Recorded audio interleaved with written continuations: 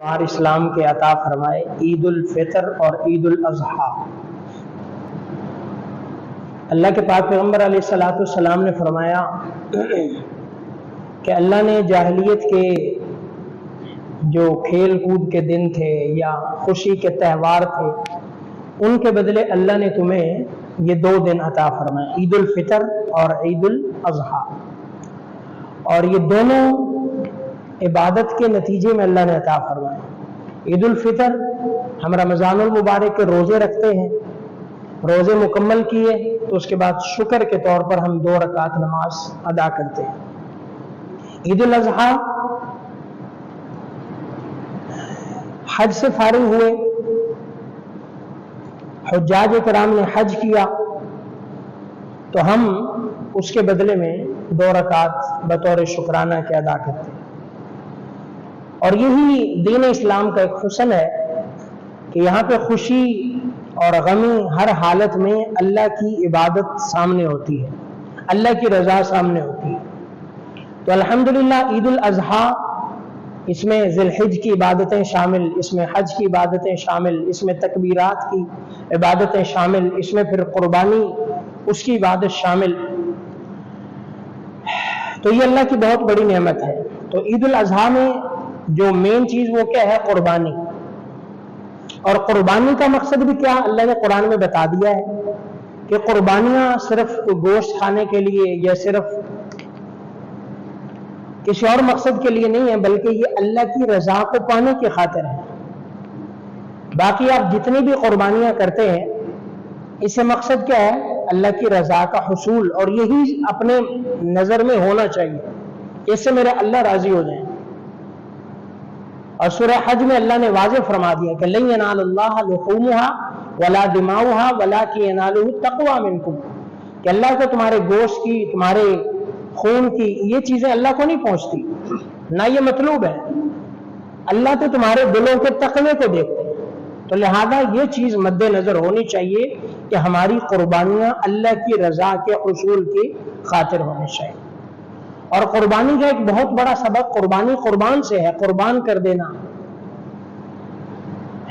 وار دینا، فدا کر دینا، سیکریفائز کرنا۔ تو اس میں ایک جانور ہی نہیں ہے، بلکہ اس سے ہمیں سبق لینا ہے کہ ہر خواہش کو اللہ کی رضا کی خاطر قربان کرنا ہے، ہر چیز کو اللہ کی رضا کے سامنے ہم نے لٹا دینا ہے۔ جس طرح جانور کو ہم اللہ کے حکم سے اللہ کی رضا کی خاطر زمین پر لٹا کے چھری چلا دیتے ہیں، اسی طرح سے ہر ہماری وہ خواہش، ہر وہ خواہش جس میں اللہ کی ناراضگی ہے، جو اللہ کو پسند نہیں ہے، اس کو ہم نے اسی جانور کی طرح لٹا کے چھری چلا دینی ہے، اس پر ہم نے کوئی عمل نہیں کرنا۔ تو یہ قربانی سبق ہے کہ ہم قربان اونٹ کے، جانور کے، گائے کے، بکری کے ذبح کرنے کے ساتھ ساتھ اپنی خواہشات کو بھی اللہ کے حکم کے تابع کر دیں، اپنے خواہشات کو بھی قربان کریں۔ تو قربانی کے فضائل، مسائل، اس کے حوالے سے تو گزشتہ جمعوں میں بات ہو چکی ہے۔ آج انشاءاللہ العزیز قربانی کے جانور کے کچھ ذبح کے متعلق چند چیزیں انشاءاللہ عرض کرنی ہے، کیونکہ دین اسلام کی خوبی ہے کہ ہر طریقہ ہمیں سکھلایا گیا ہے، اور ہر کام کو اچھے اسلوب سے کرنا یہ اللہ نے ہمیں، پیارے پیغمبر علیہ السلام نے ہمیں سکھلایا ہے۔ لہذا جانور کو قربان کرنا ہے تو اس کے لیے ہمیں آداب سکھائے ہیں، آداب کہ کس طرح جانور قربان بھی ہو اور تکلیف سے بھی زیادہ سے زیادہ کوشش کریں کہ ہم اس کو جتنی کم سے کم تکلیف ہو، جتنی اللہ کے پاک پیغمبر علیہ الصلوۃ والسلام کا ارشاد گرامی ہے، سیدنا شداد بن اوس رضی اللہ عنہ کی روایت ہے کہ ان اللہ کتب الاحسان، کہ اللہ نے ہر چیز کے اندر ایک حسن طریقہ، حسن عمل رکھا ہے، ہر چیز میں ایک سلیقہ رکھا ہے اللہ نے، یہاں تک کہ قتل کے اندر بھی فَإِذَا قَتَلْتُمْ فَأَحْسِنُوا الْقَتْلَ، جب تم قتل کرو تو اس میں بھی، قتل سے مراد کوئی جانور جس طرح زہریلا جانور ہے، زہریلا موذی جانور ہے، اب اس کو مارنا ہے ہم نے، تو وہ بھی ایسے طریقے سے کہ ایک وار میں ہی مر جائے، ایک وار میں ہی ہے، موذی جانور ہے، اس کو مارنا ہے، لیکن اس طریقے سے کرو کہ اس کو کم سے کم تکلیف ہو۔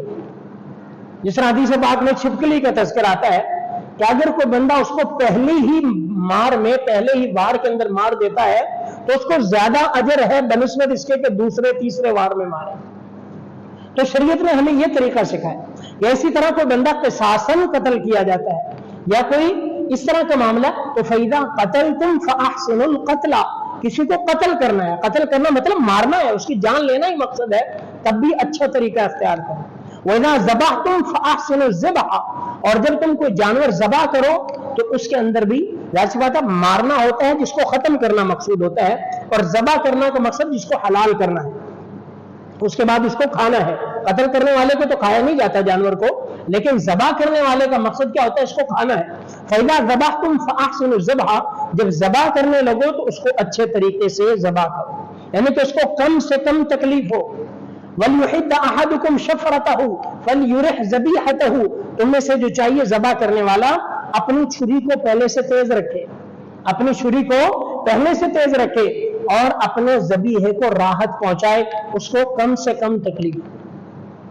تو اس سے کیا پتا چلا کہ جتنا جانور کے ساتھ، اور جب ذبح کرنا ہے ہمیں قربانی ابھی کرنی ہے تو پہلے جانور کے ساتھ پانی پلانا، چارہ کھلانا، کچھ اس کو کھلانا، اور اس کے ساتھ کھینچا تانی نہ کرنا، اس کو گھسیٹنا کھینچنا، یا کوئی ایسی پتھریلی جگہ ہے تو اس پہ لٹا کے اس کو کھینچنا، ایسا کوئی طریقہ نہ اختیار کیا جائے، بلکہ جہاں پہ ذبح کرنا ہے وہاں پہ اس کو لے جا کے آرام سے لٹا کے، اور اس کے بعد پھر اس کو تکبیرات پڑھ کے آرام کے ساتھ اس کو ذبح کیا.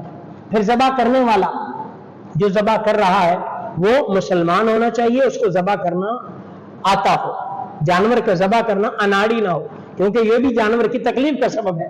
اس نے رگ کون سی کاٹنی ہے، کاٹ کون سی رہا ہے، ذبح کہاں سے کرنا ہے، کر کہاں سے رہا، تو اس میں جانور کے لیے تکلیف ہے. اور ذبح کرنے والا مسلمان ہو کہ وہ اللہ کا نام لے کر ذبح کرے. اچھا تو یہ ہے کہ ساری دعائیں آتی ہو کہ جانور کو لٹائے، قبلہ رخ لٹائے، انی وجہت وجہی للذی فطر السماوات والارض حنیفا وما انا من المشرکین قل ان صلاتی ونسکی ومحیای ومماتی للہ رب العالمین اللہم منکا ولکا. یہ ساری دعائیں بہتر ہیں آتی ہوں، اگر نہیں آتی تو کم از کم بسم اللہ اللہ اکبر ضرور آتا ہو، اور وہ اونچی آواز سے پڑھی.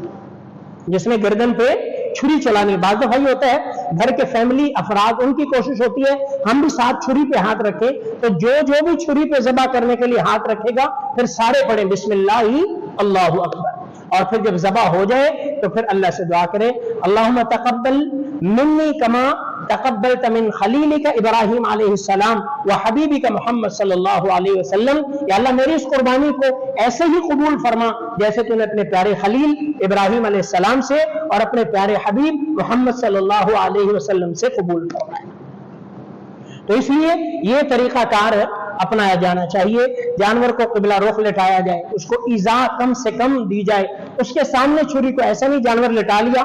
اب کیا ہے، اب ایک آدمی کو آپ علیہ السلام نے دیکھا جانور لٹایا ہوا، اس کی گردن پہ پاؤں رکھا ہوا اور چھری تیز کر رہا ہے، تو آپ علیہ السلام نے فرمایا کیا تو اس کو مرنے سے پہلے 2 موتیں دے رہا ہے، مرنے سے پہلے 2 موتیں دے رہا ہے، اس کے سامنے چھری تیز کرنا منع فرمایا. پہلے سے اپنے اوزار تیار ہو، پہلے سے اپنی ساری تیاری ہو، کسی جانور کو دوسرے کے سامنے کوشش کرے ذبح نہ کرے، جانور کے سامنے چھریاں تیز نہ کرے، اس کو بس لٹایا فوراً اللہ کا نام لے کے چھری پھینک. تو اس کی کوشش کرنی چاہیے. یہ دین اسلام کا حسن ہے، دین اسلام کہ کسی جانور کو بھی تکلیف اور ایذا نہ ہو، اور یہ ہمارے دین کی تعلیم کا حصہ ہے. اگر کوئی ایسا کرتا ہے، اناڑی لوگ ایسا کرتے ہیں، وہ دین اسلام کی تعلیم سے ناواقف ہے. جیسا گزشتہ دنوں، یہ کل پرسوں کی بات ہے، جو سندھ کے اندر واقعہ پیش آیا کہ کسی وہاں کے ذمہ دار نے اونٹ کی ایک ٹانگ کاٹ دی، اونٹ کی ایک ٹانگ کاٹ دی. اب وہ آپ سنا ہوگا آپ نے بھی کس طرح وہ یعنی کہ رو رہا ہے، آوازیں نکال رہا ہے، اور کس طرح وہ تکلیف میں ہے، کس طرح. اب شریعت کی تعلیم کیا ہے کہ آپ نے اس کو ذبح کرنا ہے، تب بھی اتنی زیادہ تکلیف نہ ہو، تب بھی آپ کی چھری جو ہے وہ تیز ہونی چاہیے کہ اس کو تکلیف نہ ہو. اور یہاں پہ کیا ہو رہا ہے، اس کی زندہ جیتے جی اس کی ٹانگ کاٹی جا رہی ہے. یہ دین اسلام اس چیز کو قطعاً پسند نہیں کرتا، قطعاً پسند نہیں کرتا. اللہ کے پاک پیغمبر علیہ الصلوۃ والسلام نے تو بھوکے اونٹوں کی شکایت پر مالک کو ڈانٹا ہے. ایک اونٹ آپ علیہ السلام کی خدمت میں آ گیا اور آپ کے پاؤں مبارک میں اس نے گردن رکھ دی اور آنسو جاری ہیں اس کے. آپ علیہ السلام نے بلایا بھائی مالک کون ہے، مالک فلاں ہے. हाँ भाई काम ज्यादा लेते हो, बहुत ज्यादा डालते हो, चारा नहीं देते, उसे चारा नहीं देते हो। आपने सलाम ने तो ऊंट को भूखा रखने वाले को डांटा है। चीज है कितनी जहालत करना, और एक इंतहा है, एक क्या है, इंतहा है। आपकी फसल में आ गया, आपके खेत में आ गया, और हदीस पाक में तो ये है, अगर कोई जानवर आपकी फसल से, खेत से खा जाए, वो तुम्हारे लिए सदका है, तुम्हारे लिए सदका है। तो दीन इस्लाम की ये तालीमात है, तो अपने अंदर बर्दाश्त होनी चाहिए। ये सारी जहालत की चीजें हैं कि एक जानवर के साथ, अब यही चीज जब इंटरनेशनल मीडिया पे जाएगी तो क्या कहेंगे जी, मुसलमान ऐसे होते हैं। हालांकि मुसलमान और इस्लाम कतन ऐसा नहीं है, न मुसलमानों के और इस्लाम की ऐसी तालीमात है। ये चंद लोग जाहिल होते हैं जिनकी वजह से फिर इस्लाम बदनाम हो जाता है। इस्लाम, हालांकि फिर लोगों ने कितनी खैर खाई का मुजाहरा किया, लोगों ने अपने अपने दुख का इजहार किया, और दुख होना भी चाहिए कि आप एक जानवर के साथ, एक बेज़बान के साथ, उसके भी दर्द है, एहसास है, उसको भी तकलीफ होती है, उसको भी हमारी तरह पेन है, उसके भी सारे मामला हमारी तरह हैं, तो लोगों ने अपने दुख का इजहार किया, और होना भी चाहिए। दीन इस्लाम इसको कतल पसंद नहीं करता, और बल्कि हदीस की किताबों में वाकया मौजूद है कि एक औरत को, आप अलैहिस्सलाम को अल्लाह ने दिखाया, एक औरत को इसलिए सजा हो गई कि उसने बिल्ली को अपने घर में रखा और उसको दूध पानी वगैरह नहीं पिलाया, वो प्यासे रखा, अल्लाह ने इस वजह से उसको जहन्नम में डाल दिया। और एक आदमी की बख्शिश इसलिए हो रही है, उसने कुत्ते को रखा, हालांकि दीन इस्लाम के अंदर कुत्ता पालने की ममानियत है कि कुत्ता आप घर में नहीं रखें, और हदीस पाक में सख्ती से मना है कि जिस घर के अंदर कुत्ता होगा अल्लाह की रहमत नहीं आएगी, रहमत का फरिश्ता नहीं आएगा। लेकिन उसके साथ सुलूक कैसे करना है, सुलूक कैसे करना है कि जिसने उस प्यासे कुत्ते को भी पानी पिलाया, अल्लाह उस पानी पिलाने की वजह से भी उसकी मग़फ़िरत फरमाए। ये दीन इस्लाम की तालीमात है। तो इसलिए ऐसी बातें, ऐसी चीजें बड़ा एक हर्ट करती हैं कि हम मुसलमान हैं, कि हम किस तरह आप जाती इनाद निकाल लें, मालिक से निकाल लो। गलती कोताही उसने नहीं बांधा, उसने नहीं किया, उसके साथ आप लड़ो झगड़ो, उससे तावान का मुतालबा करो, उससे पैसे मांगो, जो नुकसान हुआ आप उससे मांगो, बजाय इसके कि उस बेज़बान को छुरी लेकर आप जो उसकी टांग काटे। तो ये कतन दीन इस्लाम की तालीमात के खिलाफ है। तो बार बार तो दीन इस्लाम ये है जो कहता है छुरी से ज़बह करना, आपने इसको काट के खाना है, लेकिन फिर भी आपने इसको तकलीफ नहीं दी। और फरमाया किसी जानवर को आप सिर्फ निशाना बनाने के लिए निशाने से शूट ना करो, निशाने शिकार करना है, अगर तो आपने जानवर खाना है, परिंदा खाना है तो शिकार करो, अदरवाइज आप अपने निशाने ठीक करने के लिए किसी परिंदे की भी जान नहीं ले सकते, किसी परिंदे का शिकार आप नहीं कर सकते। तो इसलिए ये दीन इस्लाम का हुस्न है। तो बाहर का तो अपने कोशिश करें ज़बीहे के साथ जितना हो सके, उसके साथ आदाब के साथ, और जितना हो सके जानवर के साथ हुस्न सलूक के साथ उसको ज़बह किया जाए, तकबीर के साथ, तकबीर का जरूर एहतमाम किया जाए, दुआओं का जरूर एहतमाम किया जाए। उसके बाद फिर जब तक वो ठंडा ना हो जाए, बाद लोग, क्योंकि आजकल ये सीजन है ना 2-3 दिन, अब लोग ग्रुपों के ग्रुप होते हैं, कसाईयों के बीच में, नाड़ी बीच में एक आध कसाई क्या किया, यहां जानवर ज़बह किया, ये टोली अगले घर चलेगी, ये पीछे वाले जो अनाड़ी है वो खाल फौरी खींचना शुरू कर देते। नहीं, जानवर को ठंडा होने दें, बिल्कुल जब उसकी जान निकल जाए उसके बाद फिर उसको खाल खींची जाए। जिंदा बिल्कुल अभी उसमें हरकत है तो उसकी खाल खींचना ऐसे ही है जैसे जिंदे जानवर की खाल खींची जा रही है, तो इसलिए उसको तकलीफ ना दी जाए, ठंडा हो जाए उसके बाद फिर उसकी खाल खींची जाए, उसके बाद फिर उसका गोश्त बनाया जाए, उसके बाद फिर सारे मामला। गोश्त के अंदर भी देख लें कि गोश्त के अंदर 3 हिस्से करना मुस्ताहब है, जरूरी नहीं है।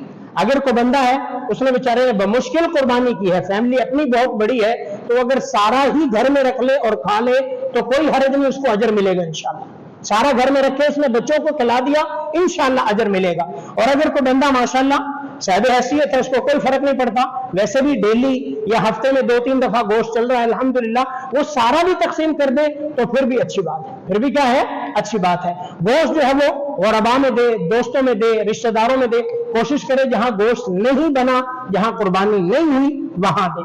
और ये मैं बात तकरीबन हर ईद पे करता हूं कि सबसे पहले अपने रिश्तेदारों का जरूर ख्याल करें, अपने जो रिलेटिव हैं, खासकर ऐसे भी केसेस होते हैं, सगा भाई होता है बहुत गरीब होता है, सगी बहन होती है बहुत गरीब होती है, सगे अपने रिश्तेदार होते हैं, उनका ख्याल करें।